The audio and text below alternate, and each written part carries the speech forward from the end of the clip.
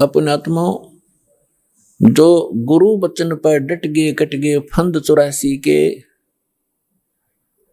भाई जो गुरु बचन पर डट गए कट गए फंद 84 के। भाई जो गुरु बचन पर डट गए कट गए फंद 84 के। कट गए फंद 84 के, कट गए फंद 84 के। भाई जो गुरु बचन पे डट गए कट गए फंद 84 के। वस्तु मिली ठोड़ की ठोड़ मिट गई, मन पापी की दौड़। वस्तु मिली ठोर की ठोड़ मिट गई, मन पापी की दौड़। ये भरम मिटे मथुरा काशी के, भरम मिटे मथुरा काशी के। भाई जो गुरु बचन पे डट गए कट गए फंद 84 के। पुणात्मा, गुरु का वचन पालन करना इस भक्ति मार्ग में अति अनिवार्य है। और गुरु केवल वही ज्ञान और वही आदेश देता है जो आपके हित में होते हैं। एक भक्त कह रहा था जी, उसने कभी प्रश्न किया होगा, दास को तो इतना ध्यान नहीं रहता क्योंकि लाखों की संख्या में एक महीने में भक्त मिलते हैं। 5 वर्ष पहले उसने दीक्षा ली थी 2008 में। वो कह रहा था जी मैं अमेरिका जाने की तैयारी कर रहा हूं। तो उसने अभी बताया, कहने लगे जी आप ये बोले कि भाई आड़े यही अमेरिका बना दूंगा जब तू विश्वास करेगा तो वो आज बता रहा था जी मुझे ऐसे दया कर दी दाता ने, समय पर टूक नहीं था, कर्जा सिर पर बहुत गना था, आज सारा सुख दे दिया और यहीं पर बढ़िया काम चला दिया। तो पुण्यात्माओं, गरीबदास साहब जी कहते हैं, पूर्व पश्चिम उत्तर दक्षिण तो फिरदा दाने दाने नु, और सर्व कला सतगुरु साहिब की हरियाए हरियाणे नु। मालिक ने पहचान कर धक्के खाते फिरते हो तुम, लगो एक बार भक्ति पर, सारे सुख दे और मोक्ष भी देगा आपको।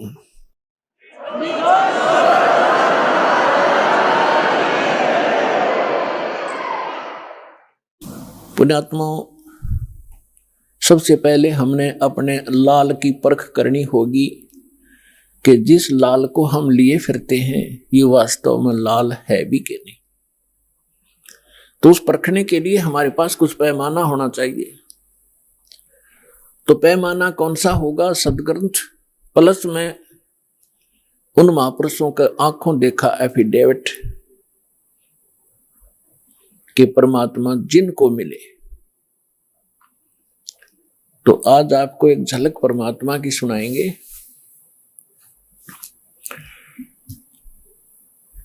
परमेश्वर कबीर जी के प्रगट के विषय में बहुत सी भ्रांतियां समाज में इन नकलियों ने फैला रखी है। क्या फैला रखी है कि कबीर साहब किसी विधवा ब्राह्मणी के घर कोख से जन्म हुआ था, वो शर्म के मारे बाहर डाल आई। ये बकवाद है और उन दुष्ट लोगों की बनाई हुई कहानियां हैं जो भगवान से हमें दूर रखना चाहते थे, लेकिन वास्तविकता इसके बिल्कुल विपरीत है। परमात्मा स्वयं कहते हैं,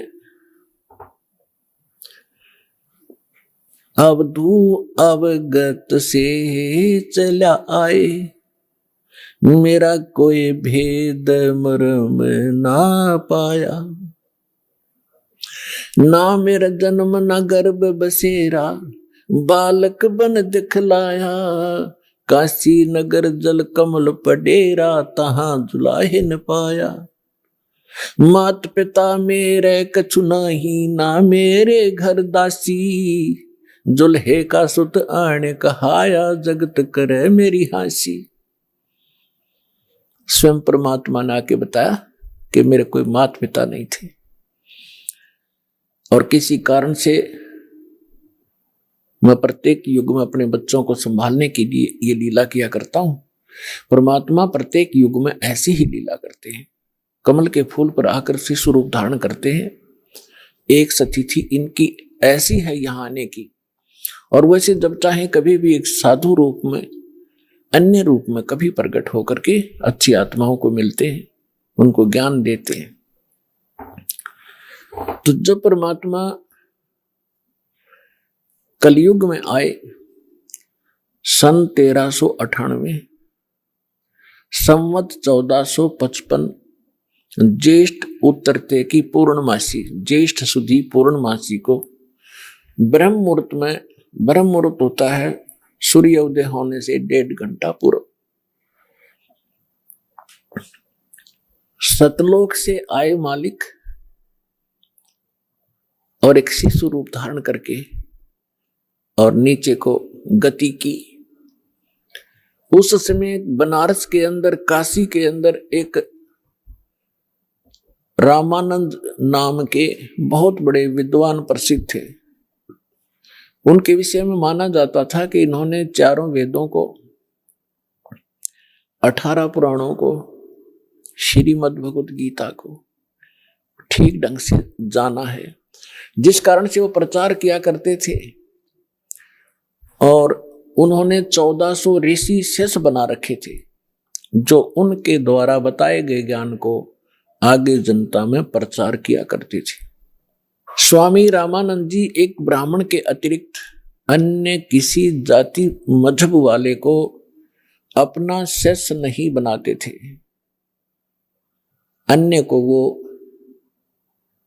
एक हेय समझते थे, अपने से घटिया मानते थे।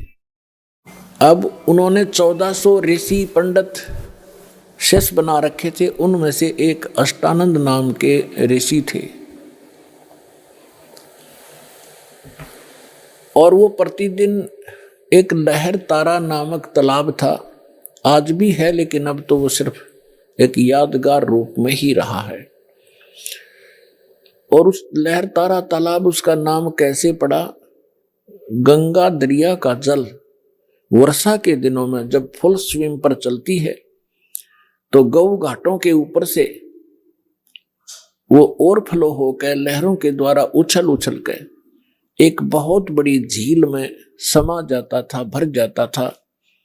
उसको लहर तारा नामक तालाब कहने लगे। और उसका फिर सारा वर्ष बहुत सुंदर स्वच्छ जल रहता था, क्योंकि गंगा के जल में एक विशेषता है कि ये खराब नहीं होता, क्योंकि ये जल सतलोक से आया है। परमात्मा ने एक सैंपल भेज रखा कि हमारे लोक में ऐसे पदार्थ हैं, ना दूध कभी खराब होते, दरिया बहती है, ना दही और मक्खन खराब होते। वहां का ऐसा मटेरियल है। ये एक सैंपल है आपके लिए, ये विश्वास करने के लिए कि वहां ऐसे पदार्थ, जब ऐसे लोक में और ये जल खराब नहीं होता, वहां तो लोक ही एक विशेष है। तो समझदार को संकेत पर्याप्त है। उस लहर तारा तालाब के ऊपर ऋषि अष्टानंद जी प्रतिदिन अपने गुरुजी के द्वारा बताए गए उस साधना को भी करते थे, उसी में स्नान करते थे। एकांत स्थान, शांत स्थान पर वो भगवान की भक्ति का चिंतन किया करते थे। वो प्रतिदिन की तरह वो भी अपने चिंतन में स्नान करके बैठे थे। आकाश से क्या देखा अष्टानंद जी ने कि एक बहुत तेज प्रकाश का गोला सा ऊपर से स्पीड के साथ आ रहा है। और वेद भी यही बताते हैं कि वो परमात्मा ऊपर के लोक में रहता है और उस वहां से गति करके आता है, बिजली विद्युत जैसी गति से यहां आकर हमें प्राप्त होते हैं। अष्टानंद जी ने देखा कि बहुत तेज प्रकाश कभी देखा नहीं ऐसा। जब उसने देखा तो उसकी आंखें सहन नहीं कर सकी, चरम दृष्टि बंद होगी। आंखें बंद होने के बाद उसने क्या देखा कि तो एक बालक है, शिशु रूप दिखाई दिया। जैसे हम सूर्य की तरफ देखते हैं प्रथम, सीधा तो हमारी चरम दृष्टि सहन नहीं कर पाती, आंखें बंद हो जाती हैं। आंखें जब बंद होती हैं या हम दूसरी साइड में देखते हैं तो सूर्य का प्रकाश रहित आकार दिखाई देता है और वो काफी देर तक आंखों में बना रहता है। ठीक यही दशा अष्टानंद जी की हुई कि उसने जब वो प्रकाश की तरफ देखा तो वो प्रकाश किसका था? सूर्य का, यानी परमात्मा का। और जब आंखें बंद की तो क्या देखा? शिशु, वो शिशु का प्रकाश था, वो परमात्मा का प्रकाश था। दोबारा उसने जब आंख खोली तब तक वो प्रकाश लहर तारा तालाब के एक कोने में सिमट चुका था, समाप्त हो गया था। अब अष्टानंद जी अंदर ही अंदर बड़े खुशी हुए। उसने सोचा कि शायद आज मेरी कोई भक्ति की विशेष उपलब्धि मुझे हुई है और इसके बारे में अपने गुरु जी को बताऊंगा। वो उठकर चले गए। अपने गुरु रामानंद जी से कहा कि स्वामी जी, आज मैंने ऐसे ऐसे एक अजीबोगरीब घटना मेरे साथ हुई। हे प्रभु, ये मेरी भक्ति की उपलब्धि है या कोई मेरा भ्रम है? स्वामी जी ने कहा कि बेटा, ये न तेरी भक्ति की उपलब्धि है और न ही तेरी कोई भ्रम है। ऐसी लीला उस समय होती है जब ऊपर के लोक से कोई परम शक्ति या देवता लोग यहां पृथ्वी पर आकर के जन्म लेते हैं। किसी मां के गर्भ में प्रवेश किया होगा उन्होंने। ये तारे से जब टूटते हैं तो उसने बताया कि ऐसे लक्षण हैं और वो कुछ दिनों में यहां इस काशी बनारस में किसी मां से जन्म लेकर के वो दिव्य शक्ति अपना कोई कार्य करने के लिए ऊपर के लोगों से आते हैं। अब जितना स्वामी जी ने ज्ञान था अपने शिष्य का समाधान किया, शिष्य संतुष्ट हुआ। अब इन ऋषि महर्षियों ने वही भगवान देखे हैं जो मां से ही जन्म लेते रहे। श्री राम, श्री कृष्ण और बाकी 18, 25, 2, 8, 9 जो बताते हैं, ये ऐसे आते हैं। लेकिन ये भगवान वो है जो कभी मां से जन्म नहीं लेता, सबके जन्मदाता है, सबके विधाता है। उधर से नीरू और नीमा नाम के 2 पति पत्नी थे मुसलमान। वो उसी जीवन में ब्राह्मण भी थे। उसी जन्म में वो ब्राह्मण थे। गौरी शंकर पुरुष का नाम था, सरस्वती उसकी पत्नी का नाम था। गौरी शंकर भगवान शंकर के बहुत ज्यादा उपासक थे और नेक आत्मा ब्राह्मण थे। अन्य ब्राह्मण रोजी रोटी के लिए जनता को मिसगाइड करके अपना निर्वाह के लिए मिसगाइड करते थे। दक्षिणा आदि कुछ अटपट करके ग्रहण करते थे। तेरा पितर ऐसे रुष्ट हो गया है, इतने पैसे चढ़ा दे, ऐसा पाठ करवा दे। वो ऐसा नहीं करता था। वो केवल शिव जी की कथा सुनाते थे शिव पुराण से, और जो भी उसकी दक्षिणा आती थी अपने निर्वाह के लिए रखकर बाकी शेष भंडारे में लगाते थे। तो उनके अनुयायी बहुत अच्छे तरह परिचित थे कि बिल्कुल निष्पक्ष कथाएं करते हैं, निस्वार्थ कथाएं करते हैं, जिस कारण से उनकी काफी प्रसिद्धि काशी में हो रही थी। और अन्य जो नकली ब्राह्मण थे रोजी रोटी वाले, वो उससे घनी ईर्ष्या करते थे कि ज्यादा लोग इनको पसंद करने लगे, हमसे दूर होते जा रहे हैं। इस बात से मुसलमान काजी, मुल्ला, पीर खूब परिचित थे कि गौरी शंकर से अन्य जो धर्म गुरु हैं ब्राह्मण, ये अक्षुब्ध हैं और ये हिंदू धर्म का प्रचार घना कर रहा है। इसलिए उन्होंने बाई फोर्स गौरी शंकर सरस्वती को मुसलमान बना दिया। मुसलमान कैसे बना दिया? अपना जूठा पानी करके गली में खड़ा होकर और उनके ऊपर फेंक दिया, उनके कपड़े में फेंक दिया और उनके मुंह में डाल दिया।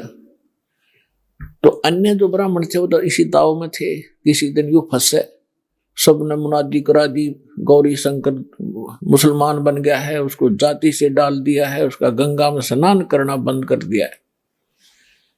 अब सारे हिंदू उनसे बाइकाट कर गए। तो वो विवश हुआ, उनका नाम रख दिया नूर अली। गौरी शंकर का और नियामत रख दिया उसकी पत्नी नीमा का, नियामत। तो इस प्रकार फिर अपभ्रंश करके उनको नीरू और नीमा कहने लगे। अब पहले उनकी रोजी रोटी चलती थी कथा की दक्षिणा से, अब दक्षिणा मिलनी बंद होगी, रोजगार की समस्या हुई। उन्होंने एक सिंपल सा काम जिसमें कोई पैसा नहीं लगना था, ऐसा काम शुरू कर दिया कपड़ा बुनने का। और समय के बीत जाने पर उनको जुलाहा कहने लगे। जब उनकी आयु 60-62 वर्ष की हो चुकी थी, कोई संतान नहीं थी। भले ही वो मुसलमान बन गए थे, लेकिन भगवान शंकर को दिल से भुला नहीं पाए थे। कोई भी आपत्ति आती थी या कोई विशेष कसक होती थी, भगवान शंकर को ही वो याद किया करते थे। भले ही वो मुसलमान रीति को भी निर्वाह कर रहे थे, उसको भी चल रहे थे। पुण्यात्मा, उनको संतान नहीं थी। अब उस समय एक ऐसी धारणा समाज में फैला रखी थी नकली ब्राह्मण गुरुओं ने कि जिसके संतान नहीं वो सबसे निकम्मी आत्मा है, उसकी सुबह सुबह दर्शन भी नहीं होने चाहिए। तो जिस कारण से जिनके संतान नहीं होती थी वो खूब समझते थे कि सामने वाला बाई काट कर गया, गली बदल गया, रास्ता चेंज कर गया, मुझे देखकर वो बहुत कुड़ कर अपना जीवन व्यतीत किया करते थे। यानी संसार की परंपरा से उस व्यक्ति को जिसके संतान नहीं है वह सबसे मनहूस माना जाता था। और भगवान के अध्यात्म ज्ञान के आधार से वो परिवार, वो दंपति, वो पति पत्नी एक नंबर के हंस और पुण्यात्मा होते हैं। पुण्यात्मा का मतलब है कि उनका फाइनल मैच होता है जब सतगुरु मिल जाता है। वो उनका कहीं किसी से अब लेन देन नहीं रहा, ना पुत्र का ना पुत्री का संस्कार शेष है। और यदि उनको सतगुरु मिल जाए, भक्ति ठीक कर ले, उनका बेड़ा पार तुरंत हो जाए उसी जीवन में। अब ये ना समझना कि जिनका संतान है वो पुण्यकर्मी नहीं है, नहीं।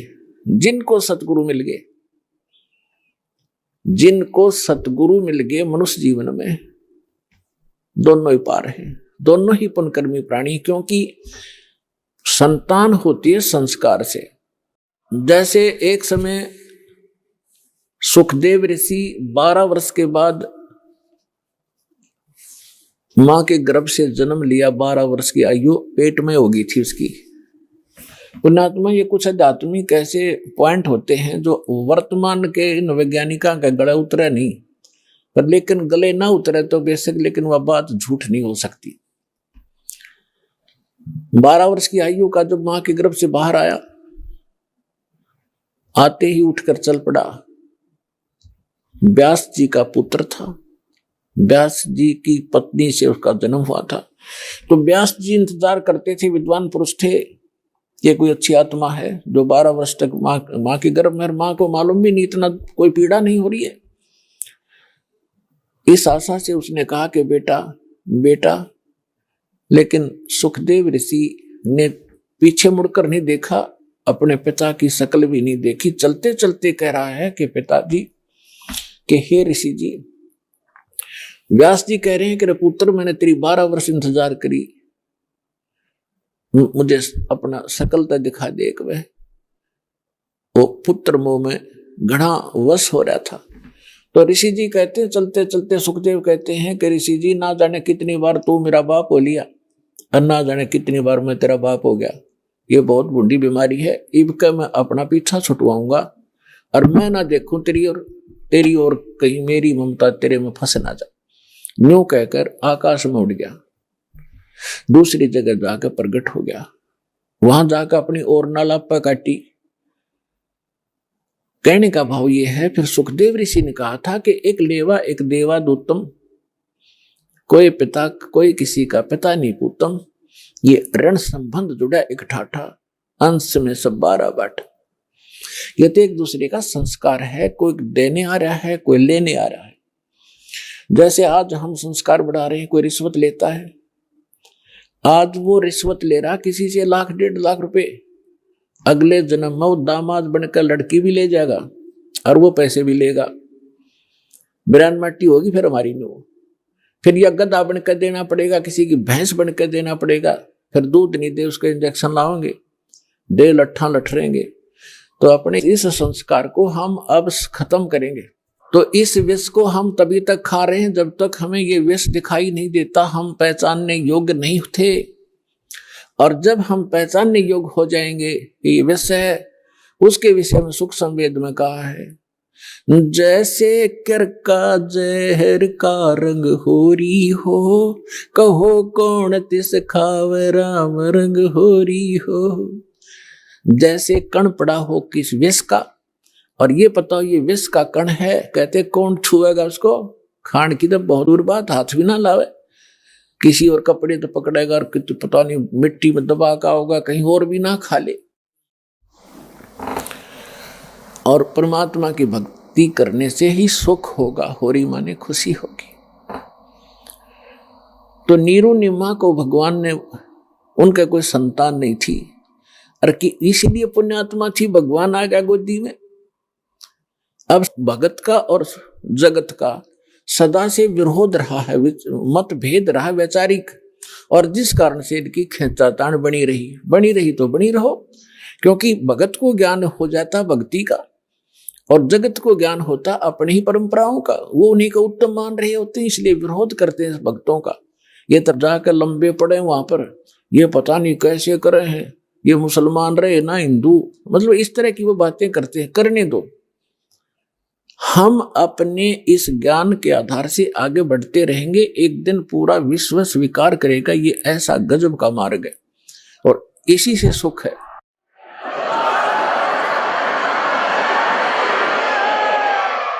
पुण्यात्माओं, ये भक्ति युग आ गया। अभी तक हमने बतेरी बकवाद कर ली। एक बार दास गोवा के अंदर गया हुआ था। गोवा एक स्टेट है समुद्र के किनारे, वहां दूसरे देश को हम विकसित देश मानते हैं, इस इंग्लैंड इटली और अमेरिका के, वहां समुद्र के किनारे एक एक लंगोट में स्त्री और पुरुष वहां लेट रेते में, और हम वहां सत्संग किया था हमने गोवा में, और हम चले गए घूमने के लिए। तो उनको देख रहे और वो भी अच्छे ना लगे, पड़े भी वह बेटी के बाप। तो वहां बता रहे थे कि ये क्या कहते हैं, क्यों हो हमें यहाँ आकर शांति मिलती है, और ये बड़े वहां सेठ हैं, बड़ी बड़ी कोठियां, इनकी कार है बड़ी बड़ी, कलम देखो इनकी, शांति तो उस रेत में, तो कोठी सर में मारोगे जहां अशांति है, क्या करोगे और कट्ठी और कारों की आग अंगारे इकट्ठे कर रहे हैं, और उसको विकास मानते हैं, और उसको अपना बड़ी महिमा मानते हैं, और शांति मिल रही तुम्हें। तो आज से 50 वर्ष पीछे झांको, आपके दादे परदादे कैसे रहा करते थे, उस रेत में रहा करते थे, झोंपड़ियों में रहा करते थे, और कितना शांत जीवन जीते थे, कितना उनके चेहरे पर शांति और कितनी खुशी रहती थी। अंत में आपने उड़े टेकना पड़ेगा। यू तो एक बबुड़िया सा उठ रहा थोड़े दिन का, और 2 वर्ष वर्षा ना हो, ये विज्ञान धरी की दराई रह जाएगी, ये कंप्यूटर पड़े पड़े जरेंगे सारे, और ये जहाज इनमें कोई बैठने नहीं पाएगा। भगवान को प्रसन्न करना पड़ेगा इस संसार के अंदर, कुछ दिन सुख से जीना चाहते हो, और परमात्मा प्रसन्न हो गए, सारे ठाठ कर दे, समय पर वर्षा होने लग जाएगी, सब दुख दूर हो जाएंगे, प्राकृतिक आपदाएं टल जाएंगी, भक्ति करेंगे। ये भक्ति युग है, और भगत के लिए बकवाद नहीं चलेंगी, बकवाद करके भक्ति नहीं हो सकती। तो इन सब बकवादों को त्यागना होगा, और भक्ति की राह पर हमने लगना होगा, तभी हम मोक्ष प्राप्त करेंगे, नहीं तो बहुत बुरा भयंकर समय आ जाएगा आने वाले समय। अब हम आते हैं अपने प्रसंग पे कि नीरू नीमा 62 वर्ष के हो गए थे, संतान नहीं थी। अब समाज की दृष्टि से तो बहुत मनहूस थे, लेकिन अध्यात्म मार्ग से वो 1 नंबर की आत्मा थी। उसका प्रमाण भी आपके समक्ष है। जिनकी गोदी में भगवान खेले, वो समर्थ शक्ति जिनको भटक रहे हैं, हम खोजने के लिए जंगलों में बैठ के शरीर खत्म कर दिया हमने, तपा तपा करके लेकिन रास्ता ठीक ना होने से वो कहते ना गणते जांडी काटने का आड़ी तरीका था ही हमारा। गण से जांडी कटा नहीं करती, वो तो वही आरी चाहिए या तीखी को आड़ी चाहिए जिससे जांडी कटे। तो हम लकड़ी के गणते जांडी काटा थे, यानी वो विधि परमात्मा पाने की ठीक नहीं थी और उसके लिए हम भटक रहे थे। और वो परमात्मा उनको मिला जिनको संसार मनहूस कहा करता था। अब समय जैसे तैसे वो व्यतीत कर लेते हैं, स्वयं तो जिनका संतान नहीं, लेकिन ये संसारिक व्यक्ति अपनी सोच से जब भी उनसे मिलते हैं कोई ना कोई इंजेक्शन लगा ही देते हैं कि एक संतान तो चाहिए थी, एक बालक तो चाहिए था घर में। तो कुछ भूल पड़े तो वो काल पड़ने देता ना, किसी न किसी को भेज कर उनका इंजेक्शन लगा दे। उससे पहले दिन उस नीमा का कोई रिलेटिव, कोई बहन आई थी और उसने भी सारी रात यह चर्चा रखी, ये भगवान देखिए बालका बिना तो घर सुनना सुनना लगे है, बच्चों बिना बता के जीवन है। अब उस माई का फिर वो इंजेक्शन लागी, वह तो चली गई, सारी रात रोई। सुबह वो क्या करते थे, नीरू और नीमा का गंगा में स्नान कराना बंद कर दिया था, क्योंकि मुसलमानों को हिंदू गंगा में गंगा घाट पर पड़ने नहीं देते थे। तो वो वहां स्नान ना करके लहर तारा तालाब में उसी गंगा के जल में प्रतिदिन स्नान करने जाया करते थे। उस दिन भी वो जा रही थी। नीमा रो रही थी क्योंकि इंजेक्शन ताजे ताजे लगे थे और रो रही बुरी तरह आंसू डाल रही थी कि हे भगवान शंकर, आपके घर में क्या बच्चों की कमी होगी भगवान, अपनी दासी को एक खिलौना दे देते, जग में मेरा भी गुजारा हो जाता, मुंह ऊपर न उठाकर मैं भी चल सकती। यूं कहकर बहुत बुरी तरह रो रही थी। नीरू ने कहा, नीमा यदि हमारे भाग्य में होता तो भगवान पहले ही दे देता, आप रो मत। रो रो के आंखें और खराब कर लेगी, बुढ़ापे में कोई हाथ पकड़ने वाला नहीं है और आंखें तेरी रो रो कर नष्ट हो जाएंगी, तो मेरी बात मान, तो रो मत, सब्र कर।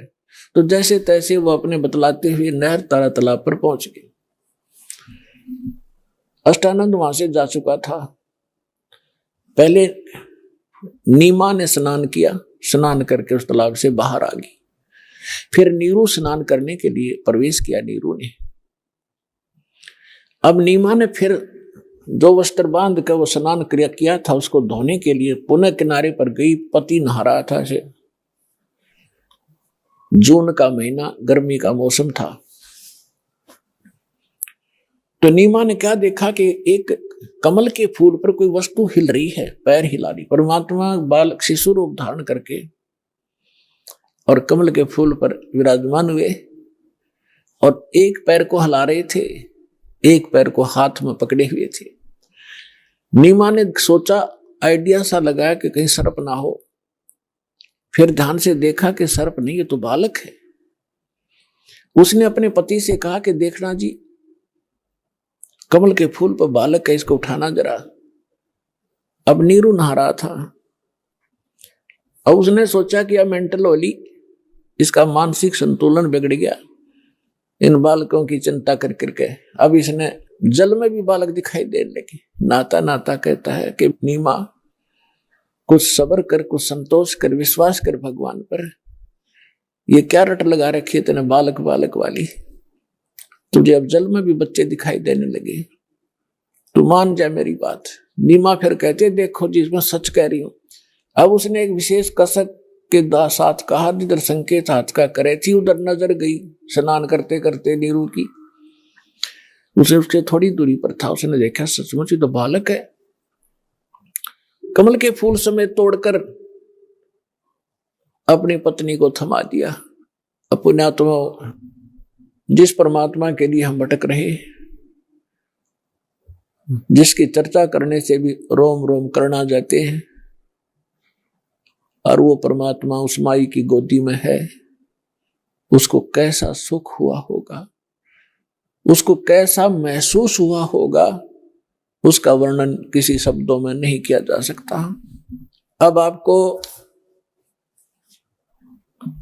आदरणीय गरीबदास साहिब जी के द्वारा परमात्मा की महिमा की वाणी जो प्रकट हुई थी 12वें पंथ में, उसके आधार से आपको सुनाएंगे। जैसे तुलसीदास जी ने लाखों वर्ष पहले घटी घटना रामायण की, भगवान श्री राम और उनकी जो लीला थी, तो लगभग लाखों वर्षों के बाद उन्होंने दोबारा लिख दी चौपाइयों के माध्यम से, और बिल्कुल सत्य है, क्योंकि एक दिव्य दृष्टि प्रदान होती है भगवान की तरफ से प्राणी को। उसके आधार से वो पहले हो रही घटना चलचित्र की तरह देख सकता है। प्रत्येक प्राणी के अंतःकरण में ये सब के अंदर डिपॉजिट है, जितनी भी घटना घट रही है इस ब्रह्मांड के अंदर, लेकिन वही देख सकता है जिसका इंटरनेट कनेक्शन फिट हो जाए और चले, वही देख सकता है। दिव्य दृष्टि की भी क्षमता होती है।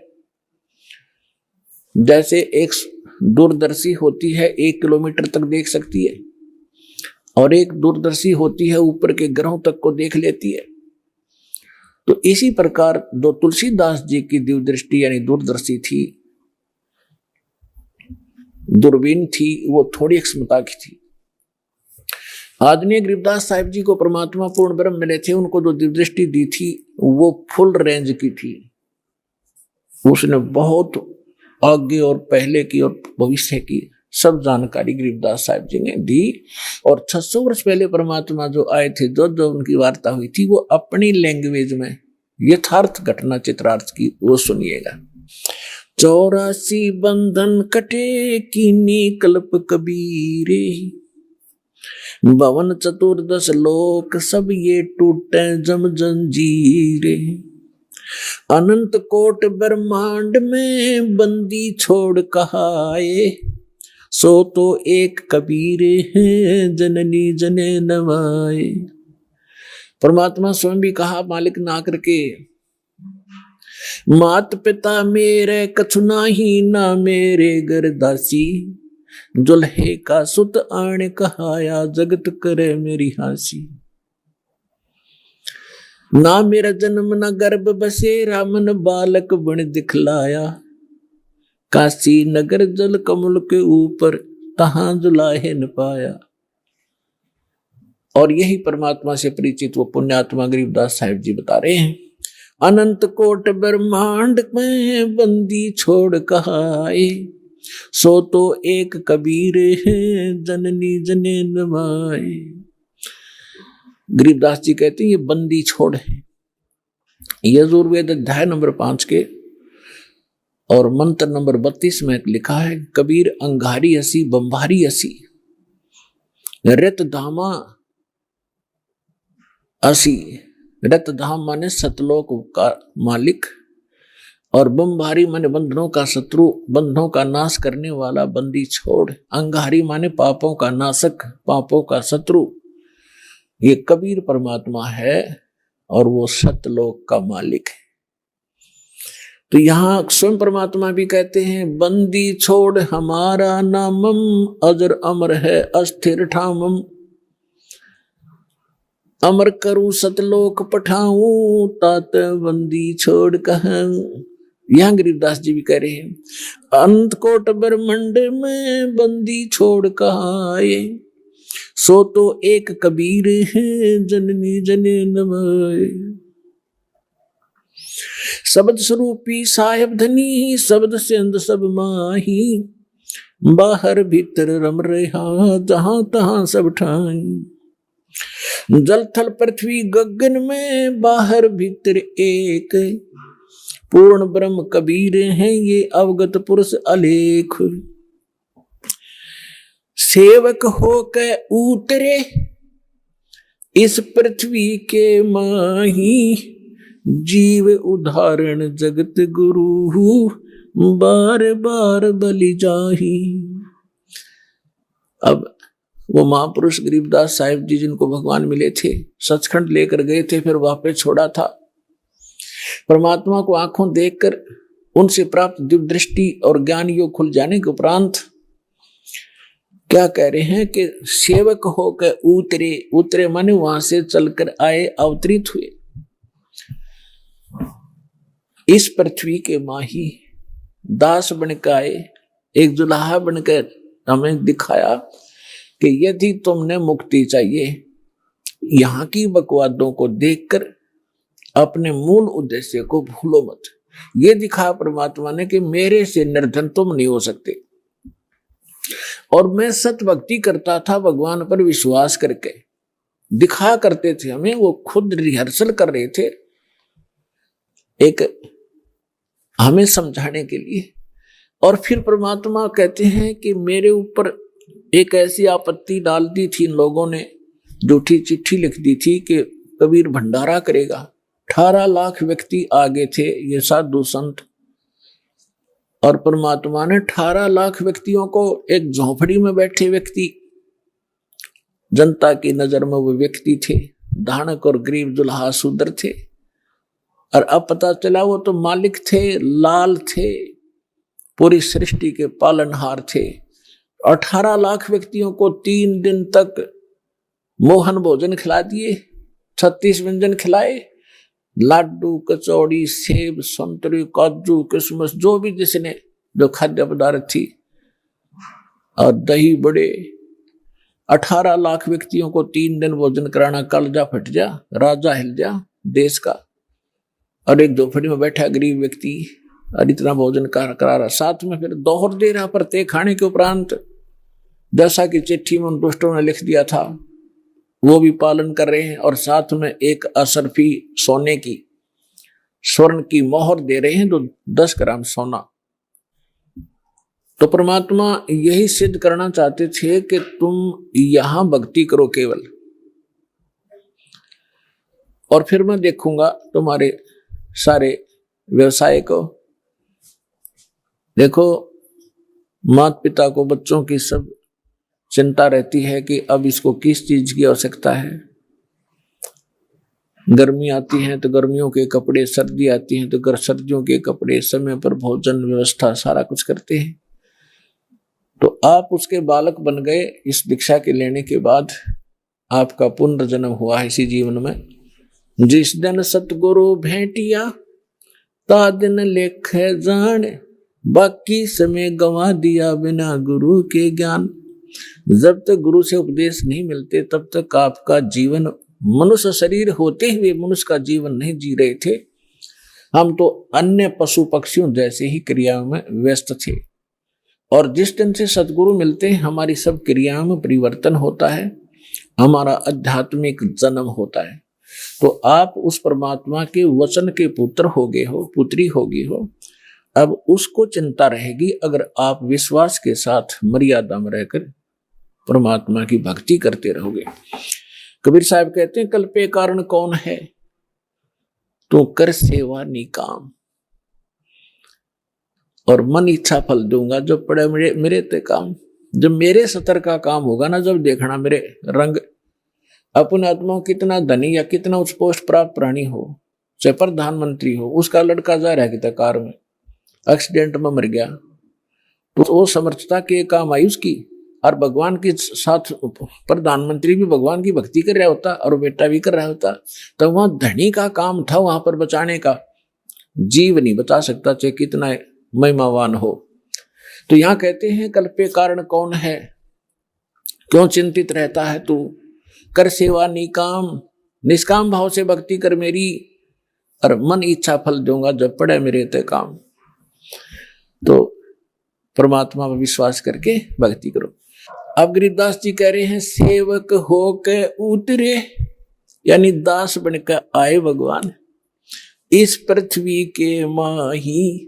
उद्देश्य क्या लेकर आए, जीव उदाहरण जगत गुरु, बार बार बलि जाऊं मैं। कि जीव उदाहरण के लिए वो जगत गुरु, सारी सृष्टि को सच्चा ज्ञान देने वाले, वो जगत गुरु। जगत गुरु इसका नाम होता है, ये नकली जगत गुरु का पता नहीं है। जगत गुरु लिख रहे हैं, तत्वदर्शी लिख, ये सब डुप्लीकेट हैं सारे के सारे। अज्ञानी प्राणी हैं जिनको कैख भी पता नहीं अध्यात्म मार्ग का। उन आत्माओं, देखो परमात्मा की दया बिना सच्चाई ना तो कही जा सकती और ना स्वीकार हो सकती। अब दास ने लगभग 10 वर्ष हो गए टीवी चैनल पे सबको ललकार दिया, सबको बता दिया तुम झूठे हो, तुम्हारा ज्ञान झूठा, तुम्हारा भगवान नकली और तुम्हारा ज्ञान गलत, तुम्हारी भक्ति गलत। और कोई नहीं चल सकता। एक शब्द कह के दिखा दो कोई एक संत एक दूसरे के प्रति हंगामा मचा दे, क्योंकि वो झूठे को झूठा कहेगा। और यहां परमात्मा के ज्ञान के आधार से कहा जा रहा है कोई सब बोल नहीं रहे, बोल रहे तो उनकी दूनी विद पिट है।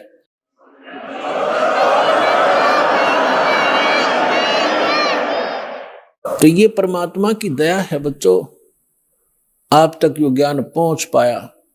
ये दास जाने या भगवान जाने या मेरे साथ उस समय से लग रहे ये आपके भाई बहन इस संघर्ष से वो परिचित हैं, कैसे संघर्ष करके आप तक इस सत्र में पहुंचे। जेल तक भेज दिया झूठे केस बना के नकली लोगों ने। लेकिन परमात्मा कहते हैं जिसके साथ भगवान होता है, और सत्य को कुछ दिन दबाया जा सकता है, मिटाया नहीं जा सकता। आज देख रहे हो पूरा विश्व समझ गया कि सच्चाई क्या थी और किस प्रकार से आप तक ये ज्ञान पहुंचा पाए हैं। कोई टीवी चैनल वाला चलाने को तैयार नहीं, क्यों सारे नकली बैठे, उनको पैसे चाहिए। एक ये साधना वाले पे पता नहीं परमात्मा ये कौन से जन्म का पुण्यकर्मी था, इसने मच्छी करी और दया हुई दाता की, आप तक जो ज्ञान पहुंच पाया।